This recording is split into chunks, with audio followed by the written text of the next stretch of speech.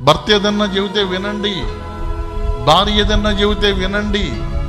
ఒకళ్ళనొకళ్ళు దూషించుకోవద్దు, ఒకళ్ళనొకళ్ళు తిట్టుకోవద్దు, ఒకళ్ళనొకళ్ళు ఆడిపోసుకోవద్దు. మంచి అయితే చాలు. భర్త చెబితే ఏమి, భార్య చెబితే ఏమి. భర్త మాట భార్య వినాలి, భార్య మాట కూడా భర్త వినాలి. మీరు వాదనలాడుకుంటూ ఉంటే భార్యాభర్తలకి మనసు కలవకపోతే మీకు దేవుని దీవెనలు రావు. రాందిగాక పిల్లలు కూడా చెడిపోతారు, పాడైపోతారు, దేవునికి దూరం అయిపోతారు, శాపగ్రస్తులు అయిపోతారు. భార్య ఎక్కువ, భర్త తక్కువ లేదు. భర్త ఎక్కువ, భార్య తక్కువ లేదు. బైబిల్ ఏం చెబుతుందంటే ఇద్దరూ చెరి సమానం. భార్యకు వేరుగా భర్త లేడు, భర్తకు వేరుగా భార్య లేడు.